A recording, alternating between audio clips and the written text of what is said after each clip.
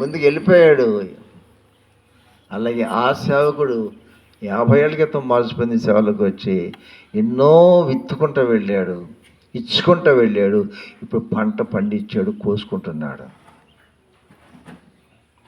అది పోగు చేసుకుంటలేదయ్యా, సంపాదించుకుంటలేదయ్యా.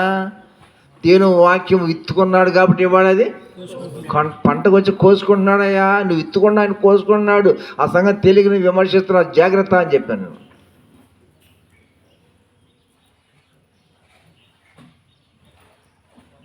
ఎకరం అమ్మేసాడు అనుకోండి ఆ సేవకుడు 50 ఏళ్ళ క్రితం.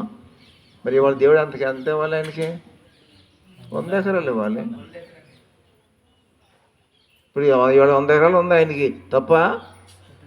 అది తప్ప? ఆయన సంపాదించుకున్నాడా, దేవుడు ఇచ్చాడా? సంపాదించుకున్నా ఇచ్చాడా? ఆయనకు ఉన్నది ఎకరం, ఆ ఎకరం ఇచ్చాడు. ఇప్పుడు ఎంత ఇచ్చాడు? ఎవరు ఇచ్చారు? ఈయన సంపాదించింది దేవుడు ఇచ్చిందా? ఈయన సంపాదించింది ఎంత? ఇచ్చింది ఎంత? ఇవాళ ఉన్నది ఎంత? ఎక్కడది? ఆధారం ఉందా ఏంటి? వాక్యం నూరు అయితే నూరంత నమ్ము నమ్ము. పిల్లకాకే పిల్లకాకి అరుపులు, పొట్టుకొట్టుకు అరుపులు ఎక్కువ అంట. పిల్లకాకి ఏం తెలుసు? ఉండేలు దెబ్బ. ఎంతోమంది దేవుని ఆత్మ నడిపింపులు లేక నేను అలా అవగాహన చేసుకుంటే నా తోడి చోటు ఎందుకు అవగాహన చేసుకోలేదు మరి అతన్ని? అపవాది తన కనులను మూసివేశాడు, విమర్శకుడు అయ్యాడు. నేను అదే వ్యక్తిని అప్రిషియేట్ చేస్తున్నాను. నేను ఎవరిని అప్రిషియేట్ చేస్తున్నానో ఆ వ్యక్తిని ఈ వ్యక్తి విమర్శిస్తున్నాడు. వై? దేనికి? అవగాహన లేక. సరే ముగిస్తాను. కాబట్టి ప్రభుని ప్రియమైన విశ్వాసులైన వాళ్ళారా, దయచేసి గమనించండి. విత్తుకో ఆ లిస్ట్ ఒకసారి చదువుకో. భార్యాభర్తలు ఇంటికి వెళ్ళి చదువుకోండి. తల్లి బిడ్డలు ఉంటే కూర్చొని చదువుకోండి. ఈ లిస్టు చదవండి. మీ నాన్న అది పొందాడురా, నేను పొందానా? నువ్వు పొందావు కదమ్మా, నాన్న పొందాడు కదమ్మా, మేము చిన్నపిల్లం కదమ్మా, మేము ఇప్పుడిప్పుడు పొందున్నాం కదమ్మా. మరి ఈ బైబిల్ లిస్ట్ ఈ సంగతి ఏంటమ్మా? అడుగు మీ అమ్మని మీ నాన్న అడగవయ్యా. నువ్వు ఎన్నేళ్ళు అయింది నాన్న మార్క్స్ పొంది నువ్వు? ఈ బైబిల్ రెఫరెన్స్ ఏంటమ్మా నువ్వు చదివింది? మార్కు సువార్త 10వ అధ్యాయము. నాన్న నీ బైబిల్ మార్క్స్ సువార్త ఉందా నాన్న అడుగు, ఏమంటాడు? లేదంటాడా? తర్వాత 29వ వచనమండి. అధ్యాయం 10వ అధ్యాయం ఉందా నాన్న? ఉందనా? వచ్చిన 29 అది కూడా ఉందా నాన్న? ఉంది. చదువు నాన్న, చదువు నాన్న. చదివాడు ఉందా? చదివాడా? తర్వాత నాన్న ఫీజు కట్టాలి నాన్న, 35,000 ఫీజు కట్టాలి నాన్న. కట్టరా అన్నాడు. ఎప్పుడురా? రేపు కట్టాలా? రేపే కట్టరా అన్నాడు. నువ్వు నమ్మేవో నమ్మలేదా?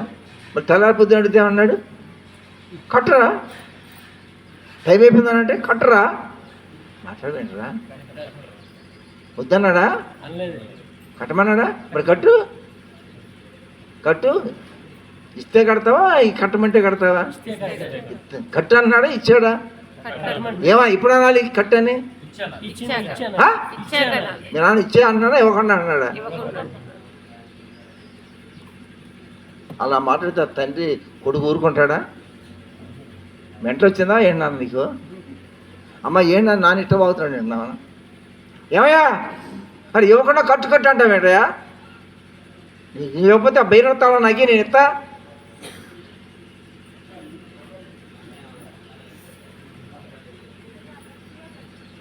No no no no. Bible అంతా చదువుతున్నావు, వింటున్నావు, బోధిస్తున్నావు. దానిలో నీ ప్రాక్టికల్ ఏంటో చెప్పు. నన్ను కూడా అడుగు, నేనే చెప్పాలి ప్రాక్టికల్. ఇంతగా బోధిస్తానన్ను అడుగు, చెప్తా.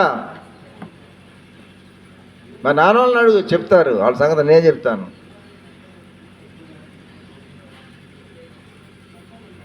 మా తొలి దినాల్లోనే వాళ్ళు విత్తుకున్నారు, అక్కడే వదులుకున్నారు, భూములు వదులుకున్నారు, ఉద్యోగాలు వదులుకున్నారు, చిరుతములు ఒప్పుకున్నారు, బంధువులను వదులుకున్నారు.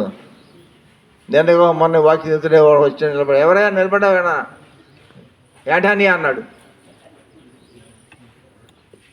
నాకు అర్థం కాదు. ఇదెవడో మా పెద్ద బాబాయ్ కొడుకు అయి ఉంటాడు అనుకుని అసలు ఇంటికి వెళ్ళరా అన్న. అది ముఖమే తెలియదు నాకు. దయచేసి మనం వెళ్ళాలనుకుంటే బైబిల్ నెరవేర్చండి. ఎవరికి ఇస్తున్నావు? దేవుని ఎందుకు ఇస్తున్నావు? వడ్డీకి ఇస్తున్నావు. ఎకరం ఇచ్చి 100 ఎకరాలు తీసుకుంటున్నావు. అది కూడా ఇచ్చినట్టేనా? తీసుకున్నట్ట. కానీ ప్రాసెస్ మాత్రం ఇవ్వండి. You have faith. ఎంత ఉందో దేవుని కార్యాలు, ఎంత ఉందో దేవుని పని, ఎంత ఉందో దేవుని సేవ. రక్షించబడిన వాళ్ళారా కాలయాపన చేయమాకండి. నువ్వు ఆత్మను ఎదగకపోతే సహవాసం ఎదగదు, సంఘము ఎదగదు, ఆత్మల రక్షణ పొందవు, దేనికైనా జరగవు. నువ్వు బిగపట్టవద్దు. నువ్వు వాక్యానికి లోబడకుండా ఉండే క్రైస్తవ సంఘంగా మనం ఉండకూడదు. శాపవాది అని నేను బంధించేశాడు. చెప్పిన 1000 ఎకరా 5,000 ఎకరాల్లో ఒక ఆవును పెట్టి వదిలేరు. ఎంత మేయాలండి? కానీ తాడేసి కట్టారు 5 మీటర్ల తాడుతో. ఎకరాలన్నీ 5,000 ఉన్నది ఎంత తింటుంది? 5 మీటర్లు. శాపవాది మనల్ని ఆ విధంగా బ్లైండ్ వర్క్ చేసేస్తున్నాడు. గమనం చేసుకుందాం, ప్రార్థన చేసుకుందాం.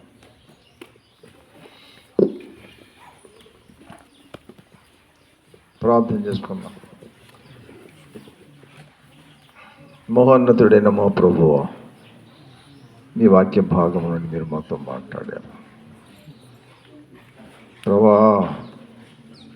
భౌతిక శత్రువుడు మాకు ఉండకూడదు, కానీ మా శరీరం అనే మా శత్రువుగా, మా మనసు అనే శత్రువుగా, మా ప్రాణం అనే శత్రువుగా భావించుకొని ప్రభా దినదినం కూడా వాడి పుళ్ళు రాళ్ళు కొట్టాలి, చెప్పుతూ కొట్టాలి,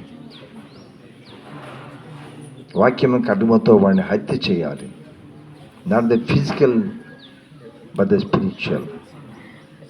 ఆధ్యాత్మిక కోణంలో చేయవలసిన వాటిని మేము భౌతికంగా చేసుకుంటున్నాము, నష్టపోతున్నాం. అవగాహన గ్రహింపుతో చివరికి పరలోకరాన్ని మిస్ చేసుకుని నష్టపోయేవారుగా ఏడ్చువారము కాక, అవకాశం నేడుని దినం ఉండగానే రేపటి దినం అనే దాన్ని పోస్ట్ పోన్ చేయకుండా నేడని దినమనే ప్రభావ మీ వాక్యాన్ని తలవంచమని నేర్పించమని, మీ వాక్యం మొదలయ్యమని, మీ దేవుని ప్రార్థన చేయమని ఏస్తున్నాం నిండుకుంటున్నాం మా తండ్రి. ఆమేన్. మా తండ్రి దేవుని ప్రేమ, కుమారుని కృప, పరిశుద్ధాత్మక నిత్య సన్నిధి సహవాసం సదా తోడైనగాక. ఆమేన్. మంచిది. అందరికి వందనాలు. చేసినట్టు